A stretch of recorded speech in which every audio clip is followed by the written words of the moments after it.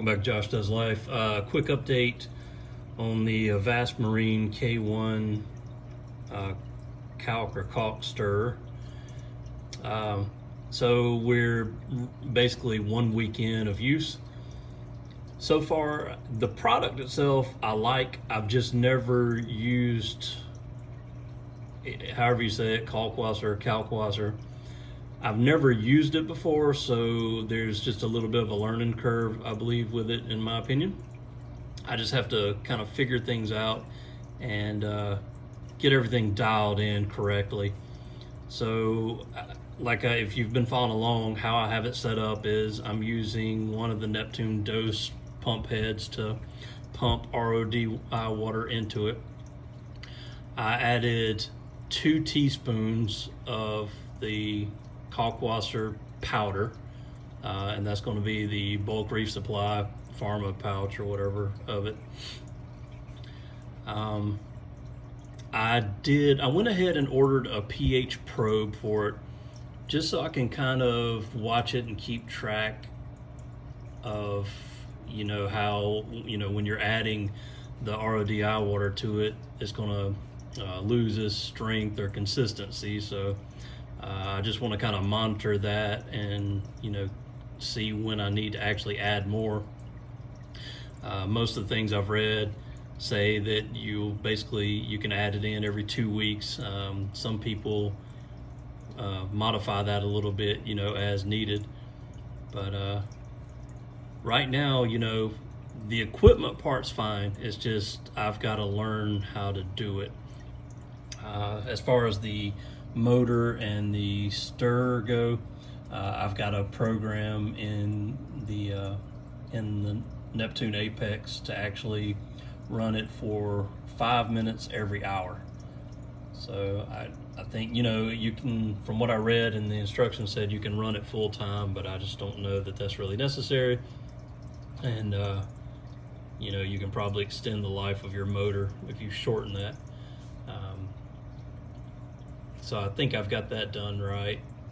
I use the the OSC command, whereas the first number is the deferring time, the second I think is how long, and then the third is how often. So I think I've got it set up correctly. Let's see what else. So I have the drain pipe going right into the sump. I want to order a clear line for it so I can see, how much buildup I'm getting inside there, which I could pull the hose out and look in the end, but I want to get a clear tube still so I can see it. A lot of people stated that you need to clean that out periodically, as well as you need to clean the reactor as well. We'll see how often you actually need to clean it. I know some people have stated they clean it every couple weeks. I talked to one individual, said he cleans his every 6 months. So I guess that kind of just varies. As far as in the bottom of it, I don't really see any kind of buildup or anything down there. There is kind of a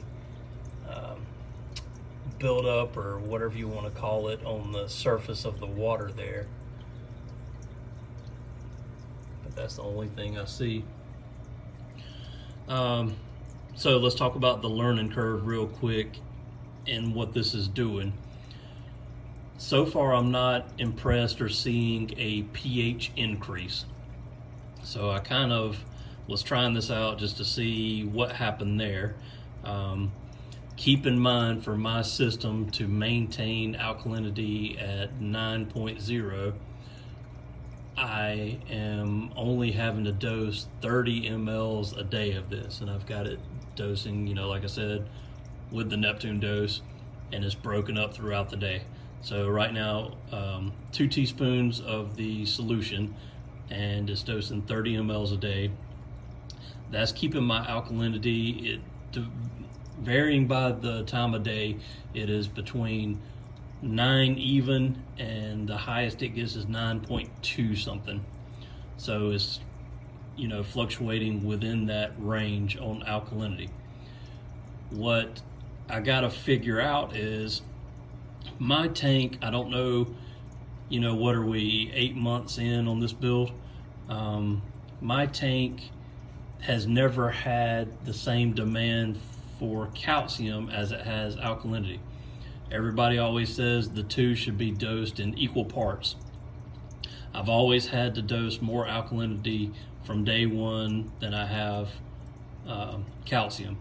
My calcium right now, I always tried to maintain it at 450, and it would range from 430 to 450, and I could really keep it at 450.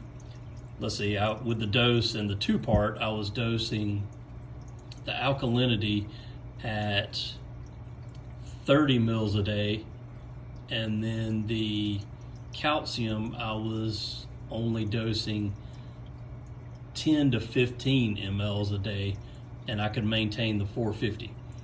So I'm not sure why there was such a difference there. I mean, like I said, everybody says you should dose them in equal parts, and anytime I dose them in equal parts, it really started jumping my calcium level up. Well, with this, my calcium is now sitting at 500, so it's the highest that it's been. I tried to do a little research, and I can't find, to where any harm will be done by the calcium level being that high. The only thing that I found is some people said that it can cause your alkalinity to really drop.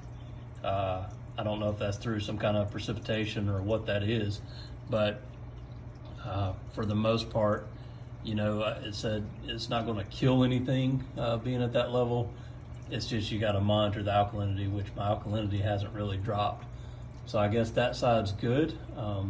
Magnesium, I am running at 1400 right now. And the pH, when I checked it, was 7.6. It bounces between 7.6 and 7.8. So that's kind of the range. And this is all by the Neptune pH probe and the Trident is where all these readings are coming from.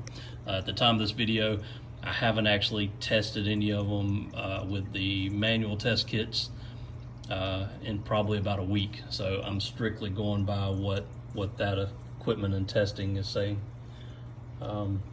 So yeah, I got to figure out the calcium deal. So anybody that's used this, let me know any thoughts that you have on it. Even let me know if I'm doing something wrong or if I need to make any changes or you recommend anything different. From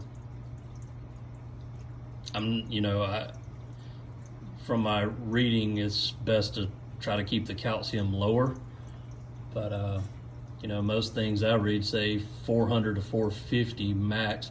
A lot of people say the sweet spot's about 420, but yeah, right now it's showing at 500. So I guess I'll probably get out the manual test kit and try to test it and see what that's looking like as well. But anyway, I know I kind of went a little bit long with my rambling in this video. As you know, I'm very good at that. I get talking about these things and distract myself, and I enjoy talking about it, so I just kind of go on. But anyway, thanks for watching. Hope you get something out of it. Please like, subscribe, and hit me up in the comments, with any discussion topics as far as Kalkwasser goes, and any tips and advice you have for new people. I mean, even list out in there other reactors that you've tried and other methods and what works best for you. You never know, somebody else might see the video and read the comments that might help them in a decision, in trying this out. All right, thanks again.